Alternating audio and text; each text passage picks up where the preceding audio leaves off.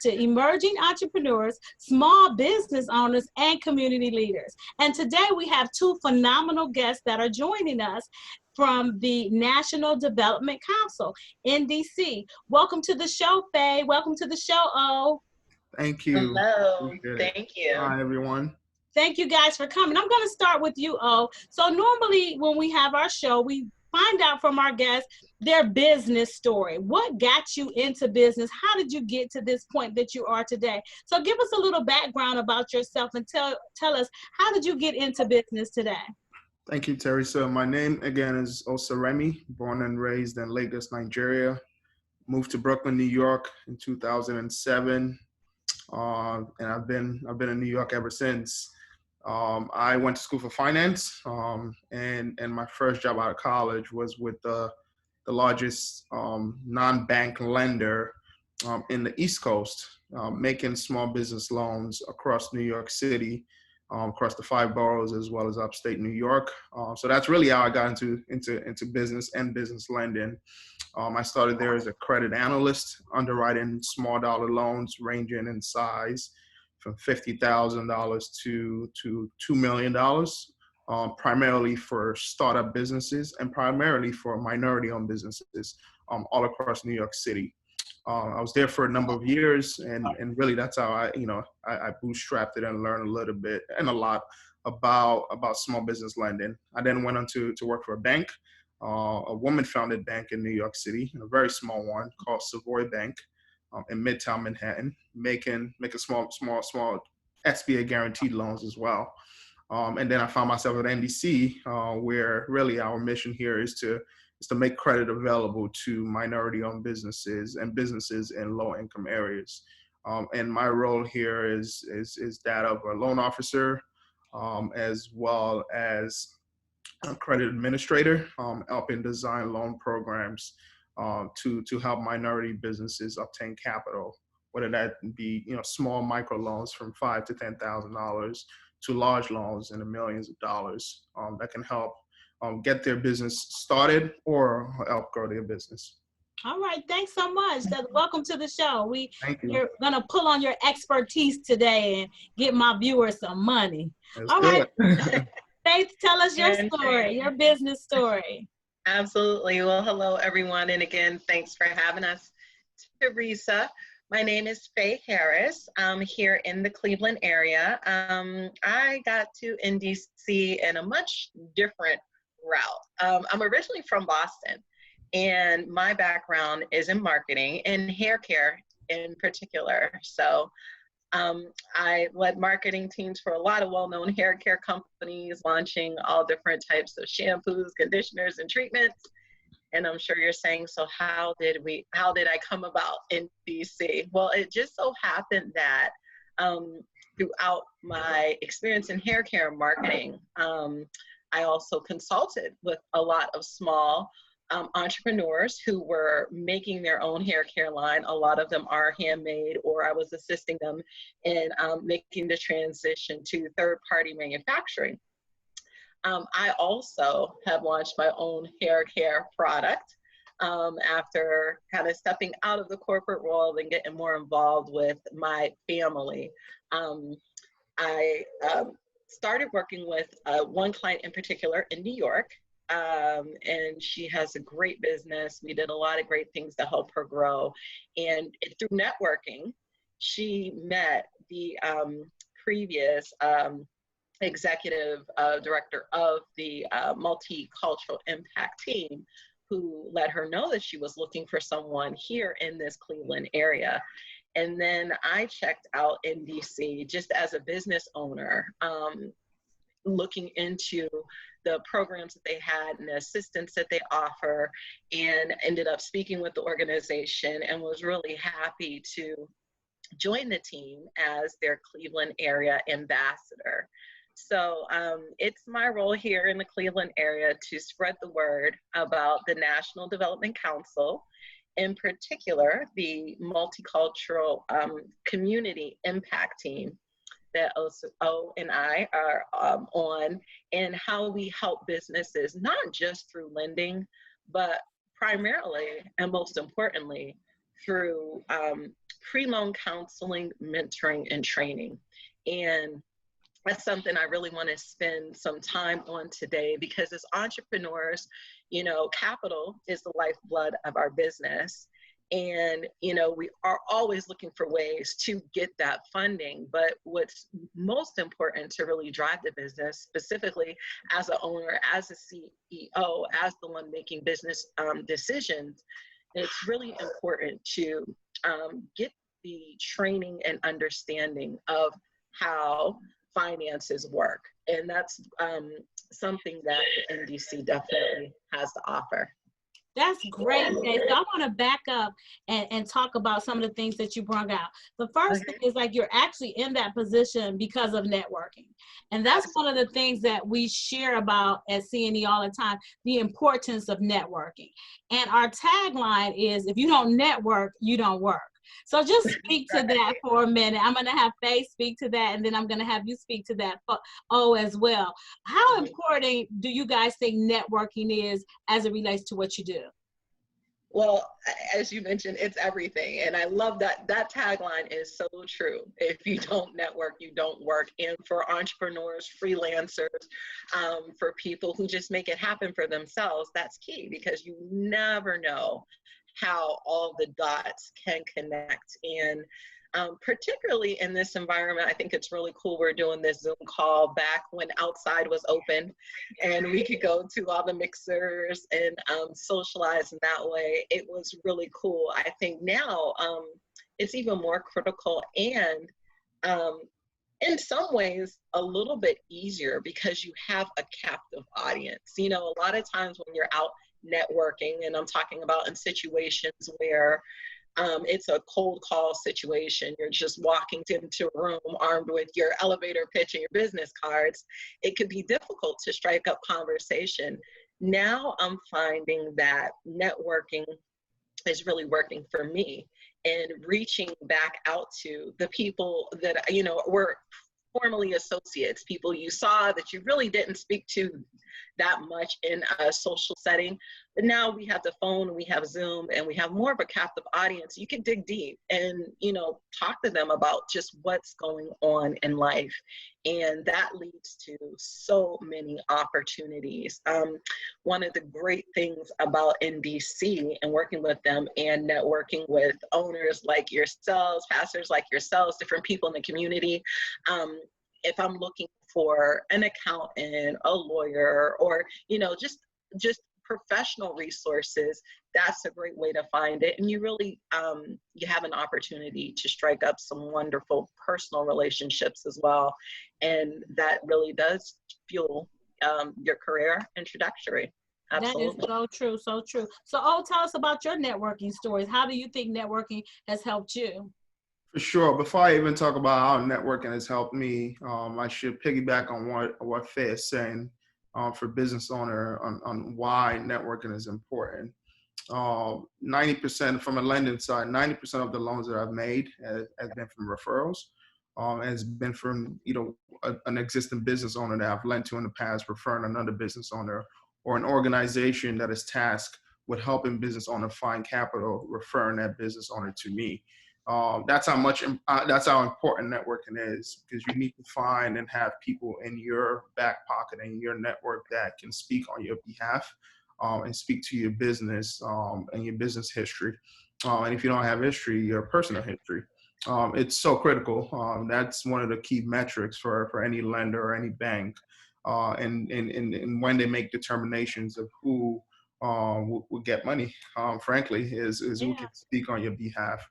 As it relates to my network and the importance of network, I've spent, again, the last couple of years working in the lending space, and I'm glad to say that because of my network, I've not even, frankly, submitted a job application in a number of years, even transferring from job to job, because people know about you, people talk about you, and people advocate on your behalf. So having a strong network is so important that when things may be going bad for many people, you may have opportunities presented to you that many don't have because of your network. So it's critical. It's critical on the lending side. It's critical to grow your business. It's critical to have a network of people that can speak on your behalf, because frankly, that's one of the fastest way to to reach your goal. That is, and to build your business. So networking is so crucial, and especially now in the climate of where things are. Just like Faye has said earlier, now we're not out, we're not shaking hands, we're not giving out our business cards. So if I'm not invited to the Zoom call, I'll never meet the individual. You know, if I'm not invited to where the things are happening, I can miss out on that. Right. So thank you guys for sharing. So tell us, what is NDC? My viewing audience wants to know, what is NDC? Okay, yes, NDC is a wonderful national organization that really focuses on three things: jobs, homes, and most importantly, community. I've been talking about the multicultural community impact team that Oseremi and I are on. And what we really do is help minority businesses gain access to capital and the training that I had really mentioned before. Of course, capital is key. It's the lifeblood of all business. But again, it's the training and the support, the mentorship, the guidance that National Development Council offers entrepreneurs that really makes a difference.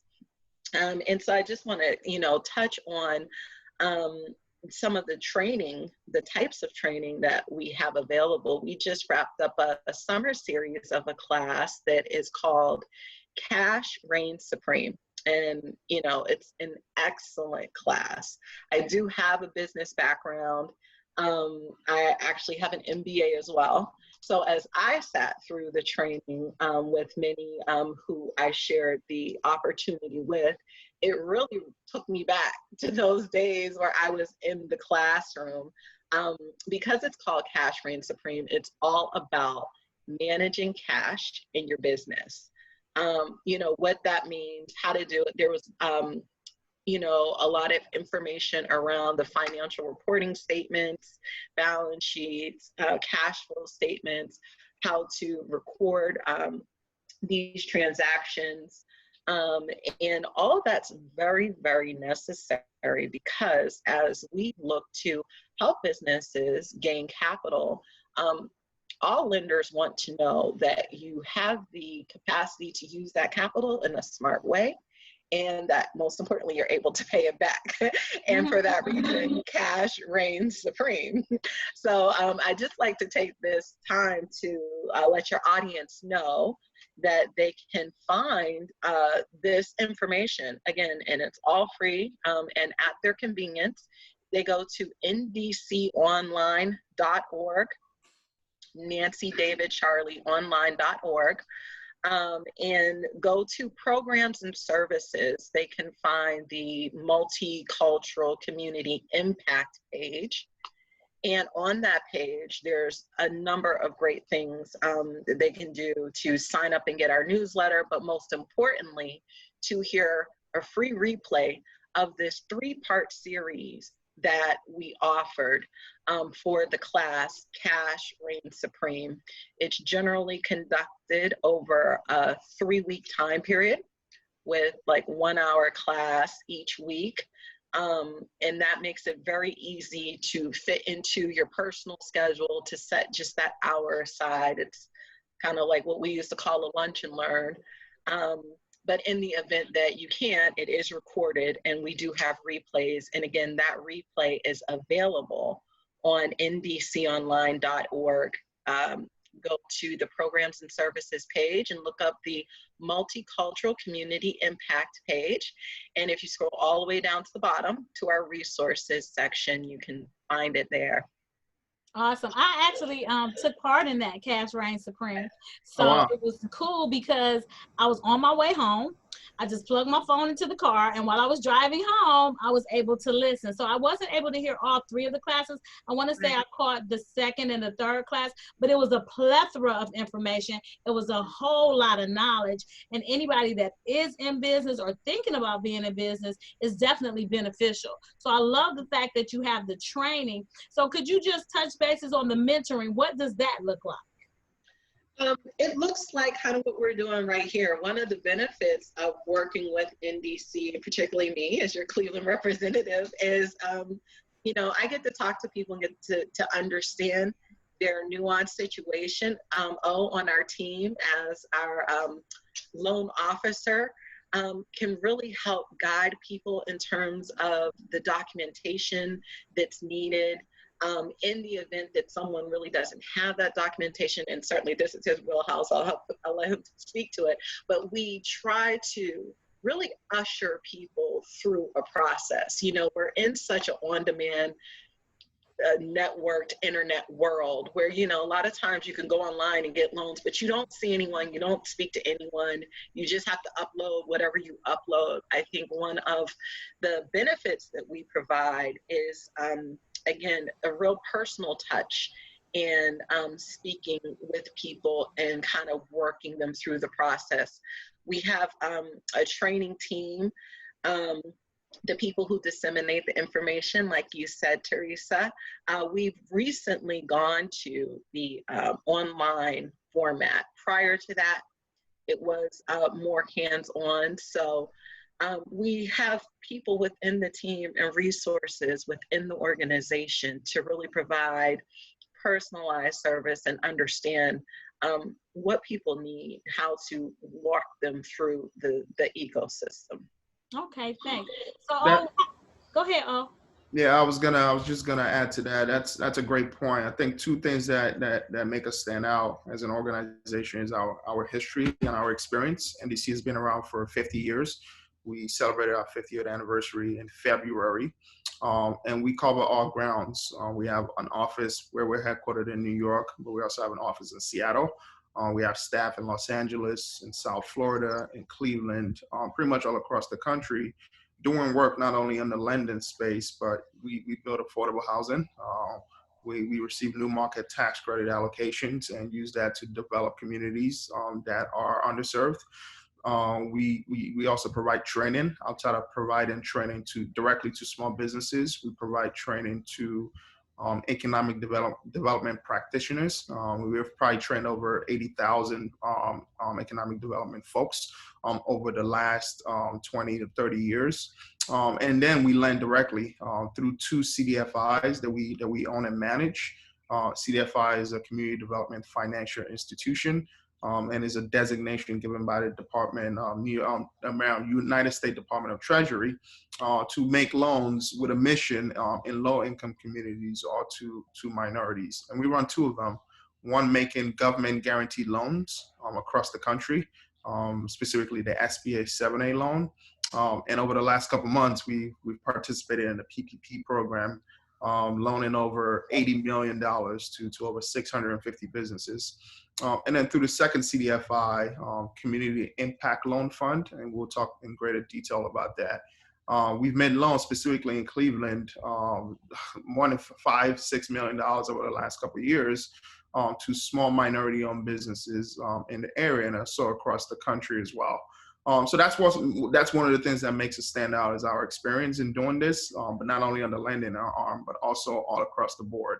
And the second thing, like Faye mentioned, is that you are talking to a person and not just a computer. I'm glad to say and proud to say that every single loan that we've ever made, there's been a touch. It's not automatic. You're not going to go online and apply and no one will reach out to you. You're going to talk to someone, and you're going to talk to someone a lot. So we provide that personal touch. We provide that technical assistance. We hate to turn people away. When we do say no, it's never like just a flat no. It's no, it's not now. Here's what you need to do to get there. And most importantly, we build partnerships in the communities that we work in.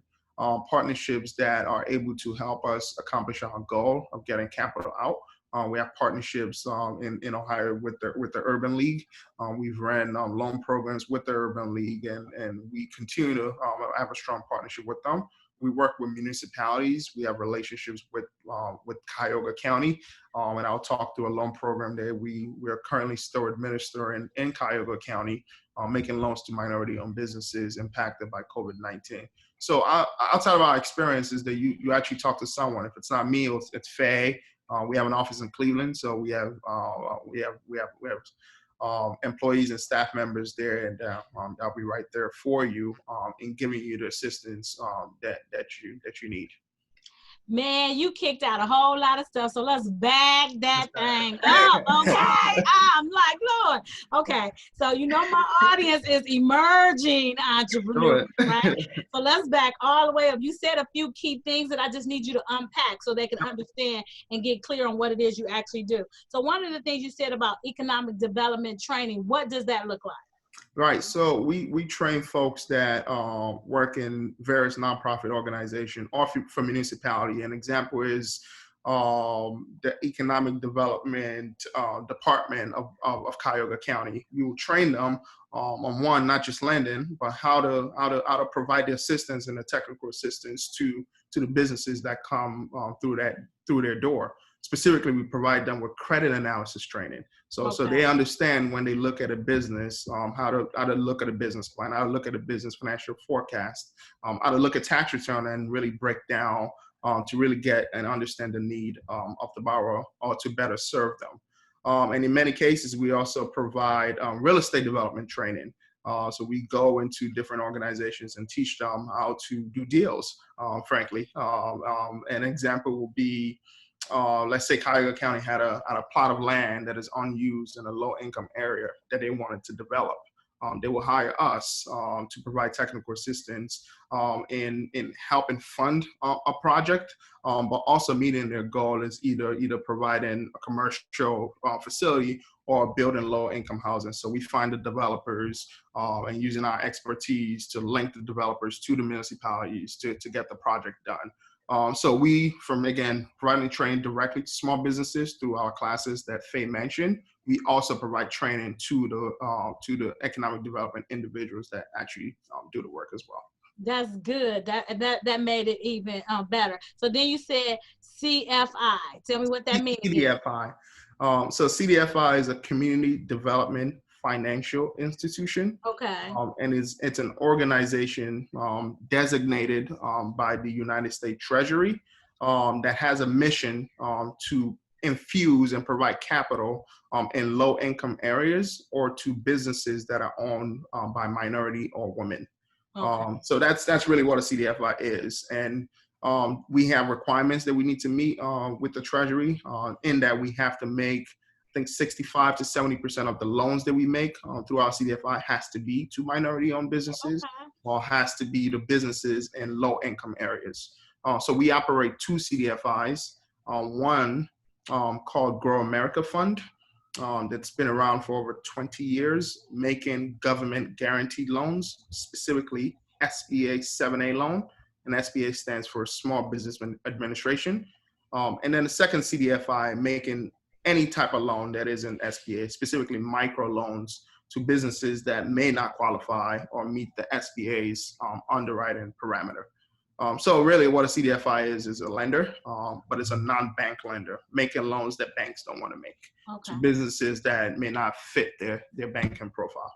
So if the viewing audience was looking, like say if they wanted to do a project or something, they would come to you guys and explain the project, then you would be able to direct them. Okay, if it's something that we can do, should we direct you to a CDFI? You'll just help compartmentalize them in what it is that they're trying to do?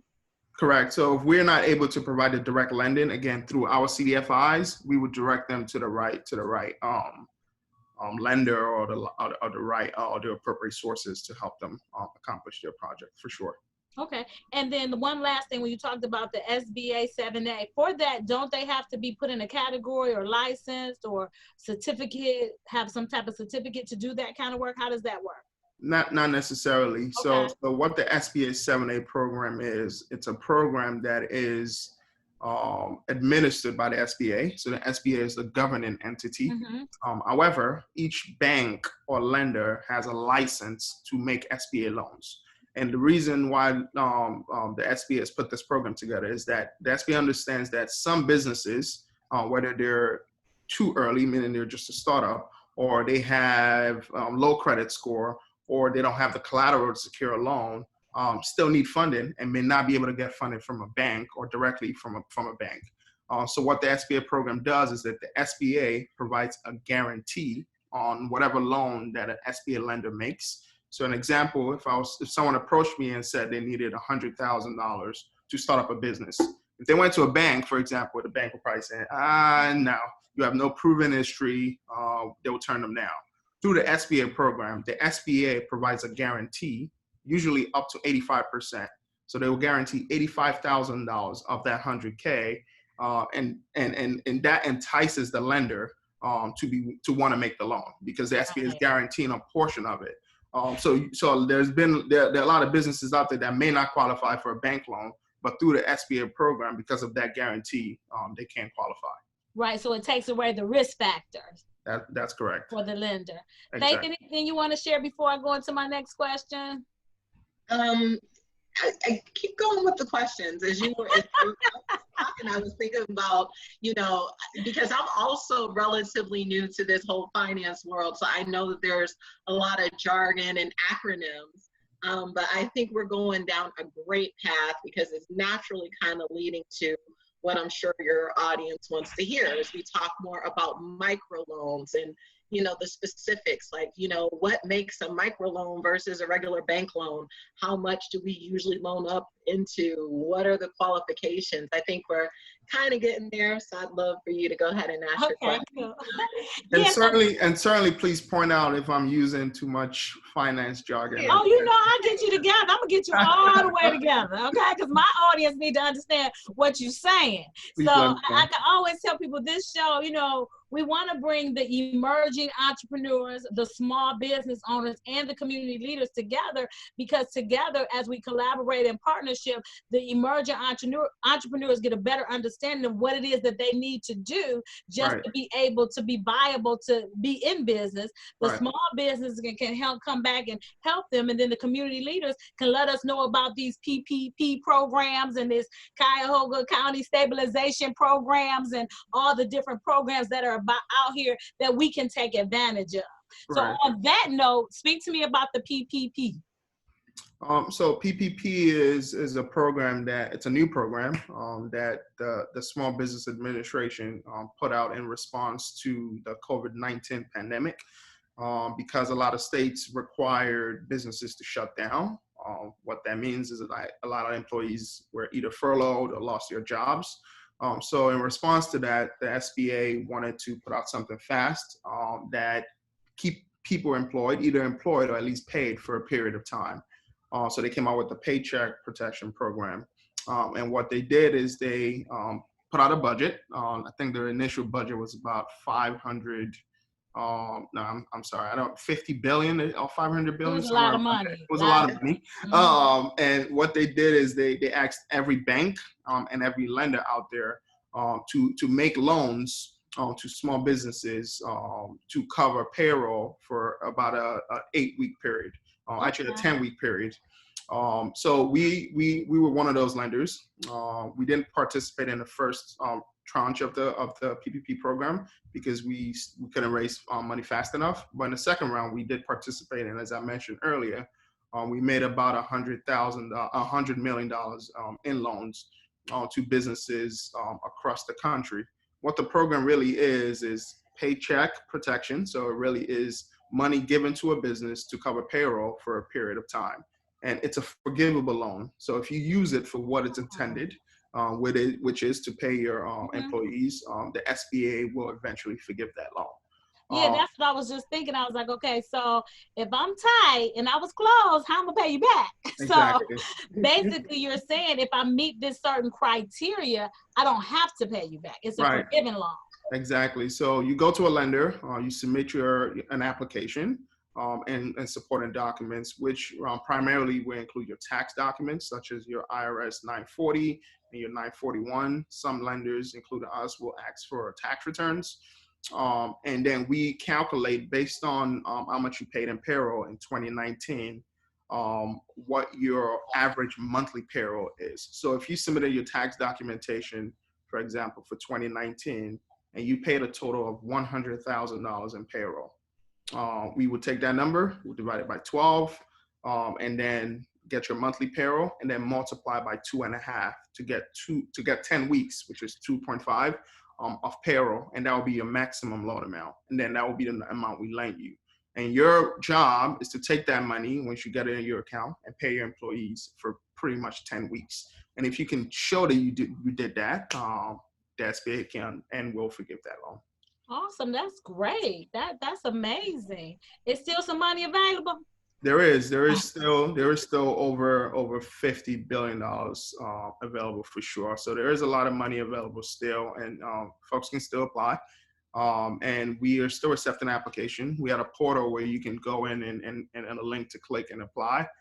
We shut that down because things are slowing back down. We're moving towards forgiveness. But again, my email, you can email me if you're interested at iOfficer, which I can provide at the end of this webinar. You can submit an application or at least express your interest, and I'll send you an application to submit. Okay, I'm gonna pause and take a rabbit trail. So how many times do you have people that are in business, but they're not functioning in business above ground?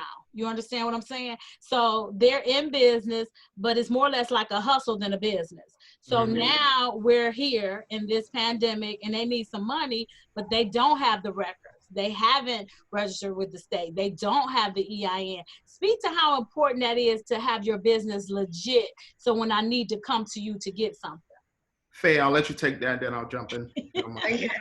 I mean, yeah, it's a subject that's near and dear because I understand both sides of the game. Me too. You know, and entrepreneurship is, you know, everything from the kid with the lemonade stand to someone actually, you know, the guy who founded Amazon. But to your point, what really makes the difference between a side hustle and being a business owner is making it official. And in saying that, I mean, it really has to be recognized by our government.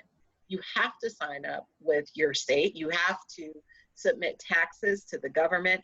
And that has so many benefits. I think a lot of times people are hesitant to do that because they hear taxes and get nervous, and that's money they have to pay. Or, you know, there's a concern about spending or reporting that may end up costing you. But really and truly, because of the way that this whole system is set up, it's your only safety net. You know, as you get to retirement, if you go and you put in Social Security, you know, this is a off the beaten trail story. My dad, when I was like, I got my first job, I'll never forget, he told me to sign up for a Social Security income statement. You know, every year they're tracking how much you make. And that's basically, I don't know what Social Security is going to look like, and I certainly don't want to get in that conversation, but it's an important point because that's being tracked over your lifetime. That is what you are able to stake your claim to. In times like this, when it gets difficult, you need to be able to document and show the value that you're creating in your community. And that's just what I implore all your listeners, those with side hustles and those with official businesses, to understand that, you know, not to cut themselves short. You're creating value. The whole point of business is you're giving someone something that's valuable and they're giving you money, okay? So just like it's important to own land, it's important to document the value that you're creating in your community and for the United States. And that documentation does drive a lot of things. Now, in speaking with people who are, who come across that, you know, they're actually doing pretty well in the side hustle, you know, selling cakes after church to everybody, doing birthday parties, doing events, doing things and coming out with some serious cash, but have not formalized it. What I would say there is there's so many free resources out here online, certainly through the NBC, to help guide you through that process, how to get an EIN, how to even, and we don't advocate a specific accounting program that I know of. So as I'm speaking to your audience, I'm speaking now as the owner of outofsighthair.com and what I do personally, but there's so many apps, like for example, QuickBooks, and it's not very expensive at all. I'm talking less than $10 a month to just track your expenses so that when tax time comes around, you can report on that. And that's just one. There's so many apps out there. I'm not speaking for the organization and promoting any particular one. I'm just encouraging all your listeners to do the quick Google search and leverage a lot of the technology that's out now that really makes it easier for business owners to obtain the certification that they need, which as you mentioned, is basically an EIN. People can go look in the state of Ohio and understand what they need to do to register their business. There's services out there online that you can pay and they'll do it all for you. And then there's apps that you can download that can tie into your personal expenses or business card expenses to help track that. And again, going back to the training that we offer in our Cash Reigns Supreme program, we talk a lot about the importance of that type of bookkeeping, because often as business owners, we think about when money's coming in. I sell you a bottle of this, you give me whatever money, that's money in, but we don't account for all the little costs that it got to the point for me to hand you that bottle, your cost of goods, the time involved, the packaging, the shipping, all those different logistical things. So whereas you may think you're making $10 profit, when you actually start accounting, you get to see that your margins can be significantly different. And certainly that's something that in all of his expertise is quick, and he can pick that up in a piece of paper. He doesn't even need to speak with someone. Through your financial statements, they speak a certain language. People who are trained and experts like him can really understand the language of that business. So it's so critical to document and to learn about that documentation process. Yeah, I think, with COVID-19 happening and people needing money, a lot of them were turned away because it wasn't documented, right? And I remember back in the day, I used to do a coaching program called Turn Your Hustle into a Business, where it's important to get the hustle to find out if it's really what you want to do. Because you can think, okay, I think I want to bake some cakes and sell them. And then you've never really baked some cakes and sell them. And people probably don't even like your cake, right? So then you do have to test the market, you know what I'm saying, and see if it's a market for it. But once you realize there is a market for it, turn your hustle into a business, get everything legit. So if something does come on or come up along the lines, you have everything in place. So that's very important. Thank you, Faye, for sharing. All right. You talked about the Pay Protection Program, and it's another program out there, the Cuyahoga Stabilization Program. Yes. As I mentioned, the Paycheck Protection Program was in response to the current pandemic they were all experiencing. In further response to that, we partnered with Cuyahoga County to allocate some funds specifically to provide stabilization loans to businesses in the county. These are micro loans up to $10,000 to businesses that prior to COVID-19 were viable, and viability in our end pretty much means ability to pay. So what we're looking for are businesses that in 2019, they would have been able to afford to pay on a $10,000 loan. We understand that over the last 4 months, things would have been tight and probably owe back rent and utilities. So this is money that they can use to catch up on those things, catch up on rent, pay some employees that they couldn't have paid, or use for pivot opportunities or additional revenue streams. Businesses that, for whatever reason, are just not able to get back to normalcy for months to come or years to come, can take this money and use the funds to get stabilized and get back to normal. The loan is a 1-year loan. It is an interest rate of 0.5%, so it's 0.5%. And it's pretty much interest only for the entire term. The first 3 months, you make no payments. And then starting month 4, you begin to make payments until the loan is up. And at the end of that 1 year, the $10,000 you have to pay back. Our goal, however, is to work with you.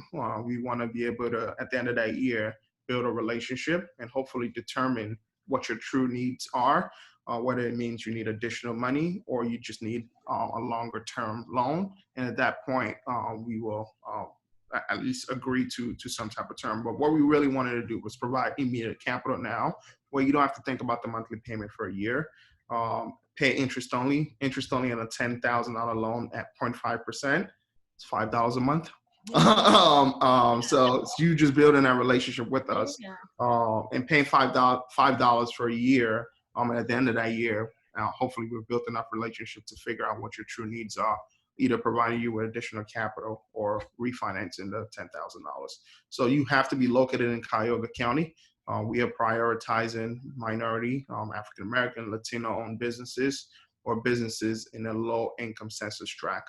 But again, as Faye mentioned, our priority as an organization is making loans to minority-owned businesses.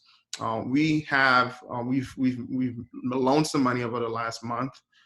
We have some money left, and we can accept 10 or 15 more applications. So again, I'll provide that email at the end of this call, where you can, express your interest, and I can send you the application to submit. Because we don't have a huge pot of money, we did not make this available on our website, but it is something that is available and is still available, but it'll run out quickly. Right. So my question is, can I use these two programs in conjunction with each other?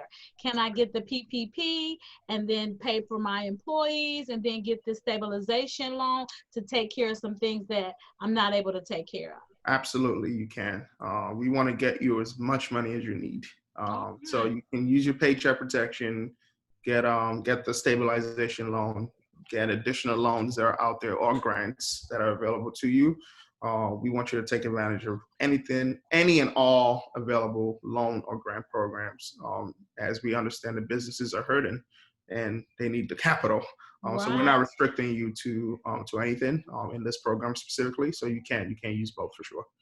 So I know the ideal borrower is a minority, whether it's a woman, people of color, Hispanic, Native Americans, or what have you. So is that basically the profile of the ideal borrower, or just let us know what's the profile of the ideal borrower? Yeah, the profile of the ideal borrower depends on the loan program. For our government SBA loan programs, we want to see an existing business that's growing and has viability. You don't have to be in business for 30 years, but 2 years is ideal, and show a good trend in your finances or your revenues or profitability. A minority-owned business, again, is an ideal, or a business in a low-income area, and a business and a business owner that shows the ability to repay a loan is an ideal borrower for, frankly, not just us, but really any lender, because every lender wants to get paid. So it is dependent on what program, but yes, that is kind of the gamut we look for and the type of businesses that we look for. We do fund startups on a case-by-case basis, but you gotta be strong. Have a sound business plan, have sound financial projections, have experience, and not only that, have come to the table with some mitigates to help us reduce our risk. If that means collateral, if that means partnerships, meaning additional people on your team, that means experience, or just come to the table with something. We will fund startups on a case-by-case basis, but we usually max out when it comes to the startups around $300,000. Anything above that, we would dig in a lot to really help mitigate our risk. But yeah, ideal businesses is a growing business, minority owned, or in an area that is considered underserved, with a viable business model. That's awesome. So let's back up and talk about those startups, because that's very rare. So very rarely do you find lenders in this climate willing to take the risk, because it's totally a risk when it comes to startups. So speak about that a little bit to my viewing audience, helping them to understand the benefits of having a business plan. So I can't come to you and be like, hey, I got this dope idea. And I think that you need to just give me some money because it is dope. Listen to this, but nothing in writing. Speak to that. Well, you can absolutely come to me with that, and I'll just turn you back and tell you to go write it on a plan. So you can call me, I will answer. But my response would be, go put it on paper. and find me some, like I mentioned earlier, someone that can speak on your behalf. If that means go to the Urban League, go to SCORE, go to your SBDCs, let them help you put this on paper and put your ideas on paper. Put together a financial forecast for 2-3 years. Show me how you're going to make money, and prove to me that your service or your product is one that will generate some traction. I need to see that, and I need to be able to, frankly, tell the folks that are making a decision on your. I'm your advocate because I'm a loan officer, but I need to be able to tell or convince others that your business has some viability. So we would not fund a startup without a business plan. I don't think anyone would. So that's your first step, is put pen to paper, write a business plan, not just write fluff. Really think through what this business is, dig into the numbers, ask questions, do some research, understand your competition, understand the barriers of entry, and understand the risk that's involved with the industry, and also come to the table with some experience. And if you don't have experience, partner with folks that do. Yeah, without a doubt, business plans are super important. I'm sure Faye can even dig into that a little bit more, but business plans are vital. Without them, I mean, this is just a non-starter. Yeah, I was going to add to that. One of the great things that we do at NDC is we work with all of our wonderful community partners. And Os mentioned Urban League, who we really started in the Cleveland area with, but there's so many other organizations out there that can really help guide and mentor people through that business plan process. We also work with President's Council, Collaboration Station, just a couple off the top of my head. And to his point about the business plan and working with the value of working with people, and I understand that a lot of times, especially if it's a side hustle, you have your main thing, you have a family, you have a lot of things that put demand on your time. But I think the most important thing for entrepreneurs to understand is, return on investment. So making that time investment in securing a business plan and developing the relationships and doing the homework, that's not time spent, that's time invested. Just like we talked about, actually officializing your business, and doing what you need to do to obtain your EIN, to work at the accountant or get some program to file your taxes and to keep track of all these things. Those do have an expense, but that I would consider as a business investment. You're able to write it off, it pays back to you. So through NDC, we can help with that, but also for all your listeners, just really looking into where they are and who's around them locally and networking. Speaking to people and asking them, are they part of an organization, and how does that really work for them? Because just like O said, the value is these organizations like NDC have been around for years. They have experts on the team. We know what banks are looking for. Our particular program for multicultural community impact makes those guidelines a little less stringent because they are guaranteed, but the guidelines are always going to be there. And it's our goal to get all businesses, fully functioning and able to be a strong player in the community, period. Mm-hmm. And just to add to that, if I may, because Faye pointed at it, is skin in the game. Skin in the game doesn't necessarily and always have to be monetary. Even though we require for startups that you bring something to the table, 10, 20, in many cases, 30% of the project. But skin in the game can be the time you put into putting together your business plan. That is skin in the game, because it would show when I read the business plan, and I've read many, so I know when you're BSing and I know when you're actually serious. But also taking the initiative of incorporating your business, taking the initiative of getting an EIN number. Those are little things that not only speeds up the process when you look for financing, but also makes a good first impression when a lender looks at your file and saying, okay, this person has done this, and this, and I'll take them seriously. Yeah, that's good. And I like when you guys talked about, the partnerships and the importance of partnership. And partnership doesn't always have to be on a grand scale. It could be on a small scale.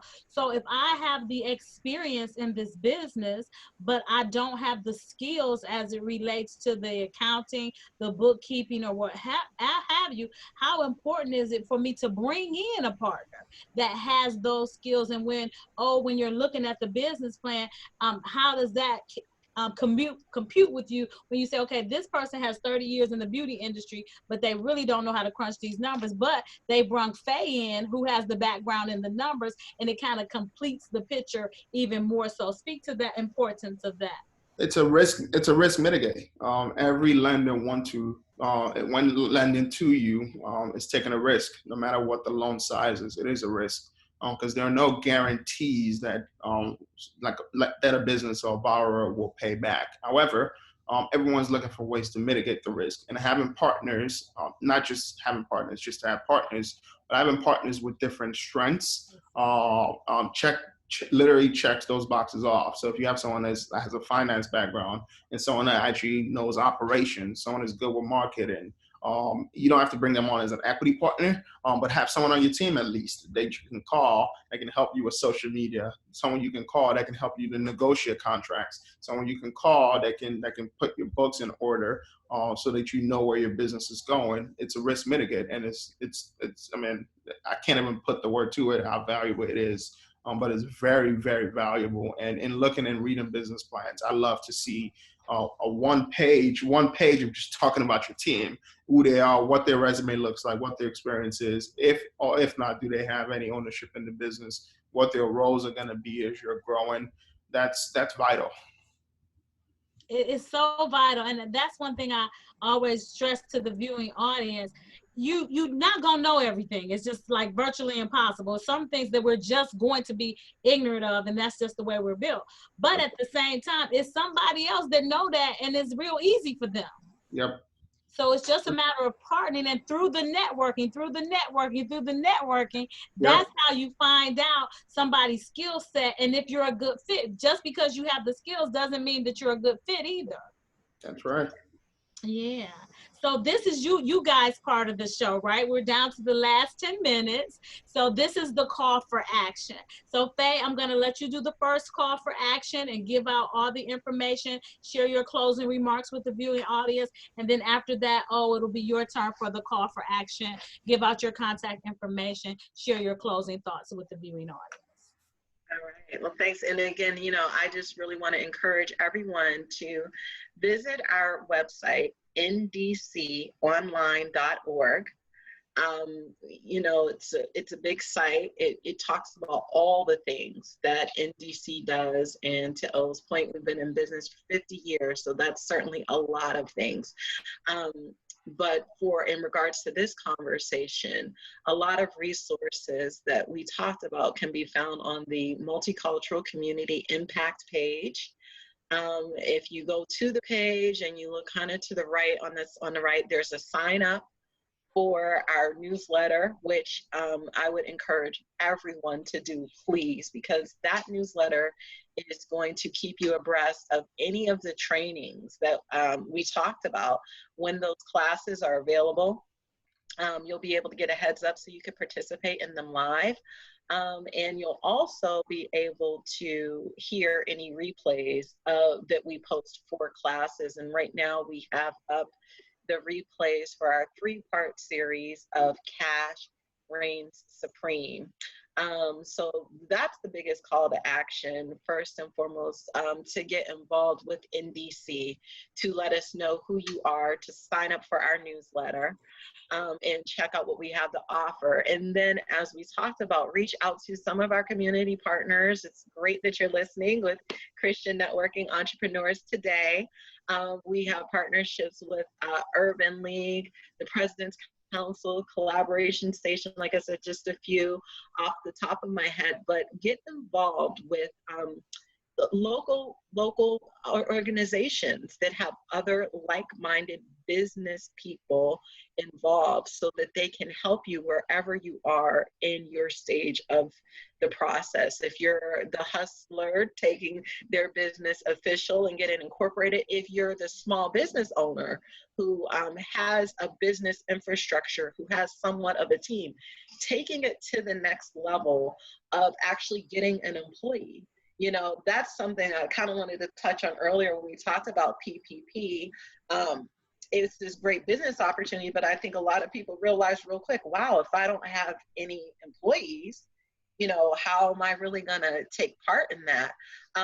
And even as a really small business owner, there's a lot of great resources out there on how to hire your family members, you know, how to kind of barter and make it work from a documentation standpoint so that your business is able to grow, but most importantly, you're able to connect with lenders like NBC, who can give you access to more capital and more opportunities as your business continues to grow. So that would be my major call to action. Visit the website. My email address is F is in Faye, Harris, Harris, at ndconline.org.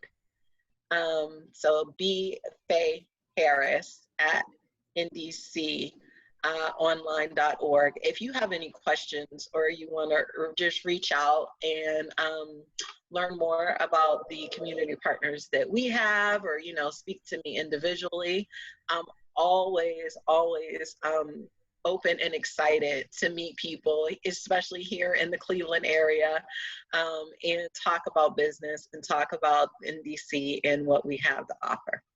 Thanks, Faye. I appreciate that. Okay, your closing remarks and call to action. Thank you, Faye. She said it all. I think it's really building relationships with our local partners, who are the first, I guess, door that you have to walk through to getting help and assistance for your business. She's mentioned all of our partners, the Urban League, Jumpstart, and several organizations that we're partnering with is reaching out to them to get assistance for your business.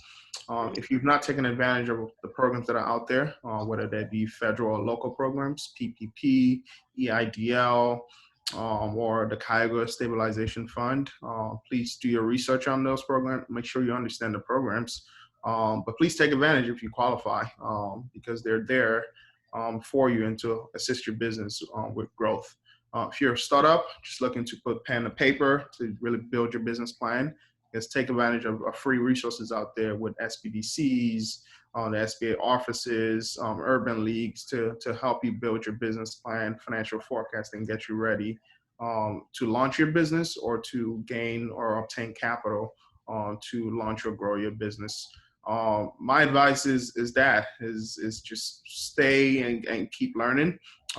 Visit our website, ndconline.org, and as you know, as we put these classes out, we'll definitely keep you informed.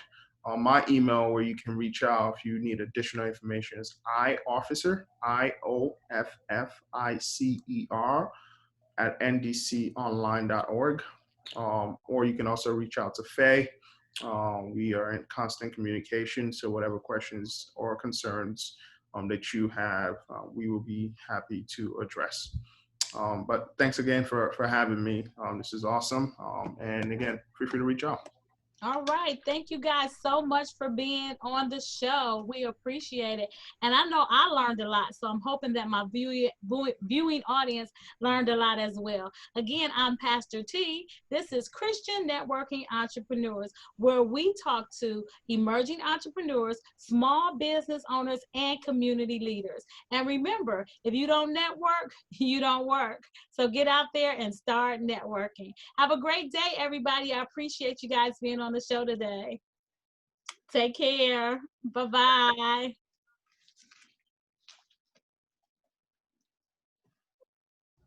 Okay, very good. Everybody splitting on you already. Yeah, that was quick. Like leave. Yeah, that was good. That was real good. All right, cool. Okay, so we're good until the next show. Mm-hmm.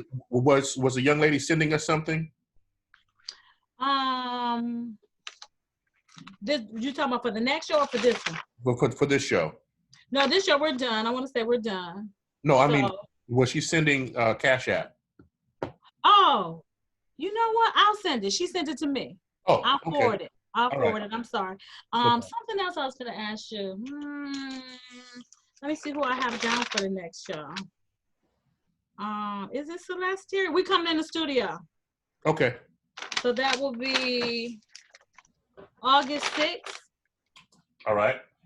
So it's Celeste Terry from the Urban League. Okay.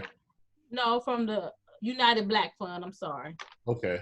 So yeah, I'll send that to you right